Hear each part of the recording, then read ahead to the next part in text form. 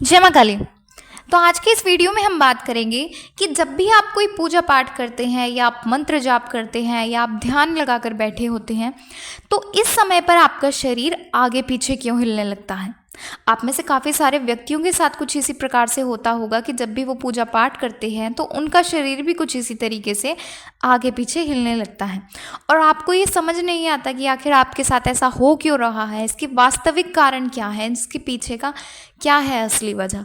तो अगर आप भी इस बारे में जानना चाहते हैं तो वीडियो को एंड तक ज़रूर देखें और इसके साथ ही अगर आप हमारे चैनल पर नए हैं और हमारी वीडियो को पहली बार देख रहे हैं तो हमारे चैनल को सब्सक्राइब करना बिल्कुल भी ना भूलें और इसके साथ ही नोटिफिकेशन बेल को प्रेस करके ऑल पर ज़रूर क्लिक करें ताकि इस प्रकार की जानकारियाँ सबसे पहले आप तक पहुँचे।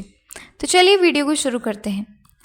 तो जब आप अपने ईष्ट का मंत्र जाप करते हैं या आप उनकी पूजा पाठ करते हैं या आप उनका हवन करते हैं या आप उनका नाम जाप करते हैं तो इस दौरान जैसे मैंने अपनी कई वीडियोस में आपको बताया है, अच्छी तरीके से समझाया है कि जब भी आप इस तरीके से पूजा पाठ करते हैं या मंत्र जाप करते हैं तो आपकी ईष्ट की जो ऊर्जा होती है या उनके जो अंश होते हैं वो आपके शरीर में प्रवेश करते हैं और जब भी कोई शक्ति या उस शक्ति के अंश आपके शरीर में प्रवेश करते हैं तो उस शक्ति को एक स्थान चाहिए होता है बैठने के लिए।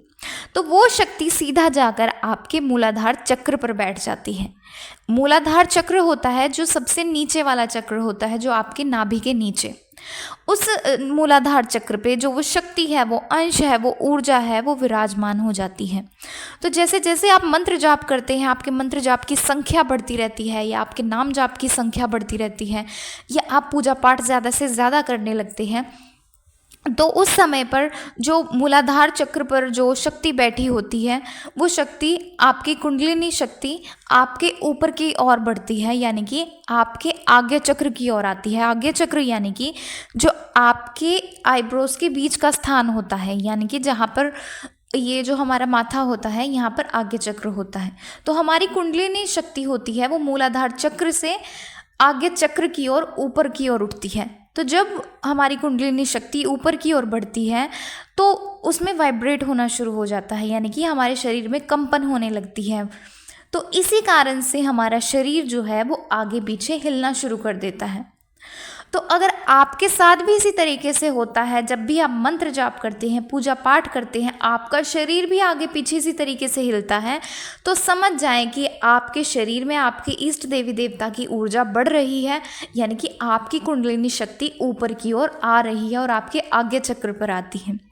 और कुंडलिनी आज्ञा चक्र पर इसलिए आती है, आज्ञा चक्र पर आने का ये कारण होता है कि जो आपके ईष्ट होते हैं, आपके जो देवी देवता होते हैं जिनकी भी आप उपासना करते हैं, वो आपकी थर्ड आई को जागृत करती है।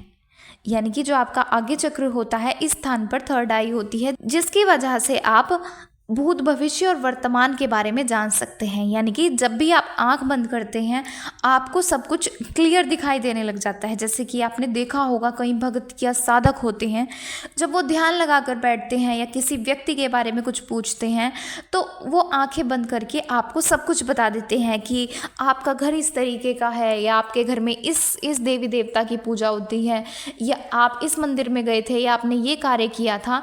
तो आप सोचते हैं कि इस व्यक्ति को ये सब कुछ कैसे दिखाई दे रहा है, इसको कैसे पता चल रहा है। तो ये इस कारण से ही होता है कि जो उनके आगे चक्र होता है या जो उनकी थर्ड आई होती है वो पूरी तरीके से जागृत हो चुकी होती है, जिस कारण से उन्हें सामने वाले व्यक्ति के बारे में सब कुछ क्लियर दिखाई देता है। तो ये था असली कारण कि जब भी आप मंत्र जाप करते हैं तो आपका शरीर आगे पीछे क्यों हिलता है। तो अगर आपके साथ भी कुछ इसी तरीके से होता है, आपका शरीर भी इसी तरीके से आगे पीछे हिलता है तो आपके लिए बहुत अच्छी बात है और आपके लिए ये बहुत अच्छा संकेत है। आप अपने ईष्ट का संकेत समझ सकते हैं इसको कि उनकी कृपा आपके ऊपर है।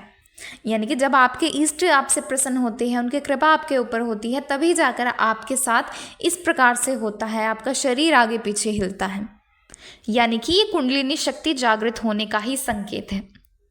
लेकिन ऐसा नहीं होता कि एकदम से ही आपकी कुंडलिनी शक्ति जागृत हो जाएगी या आपकी जो शक्तियां हैं, जो ऊर्जा है या जो आपके जो शरीर में शक्तियां प्रवेश कर रही हैं वो पहले मूलाधार चक्र पे है तो उसी समय वो आपके आगे चक्र पर आ जाती हैं। ऐसा नहीं होता।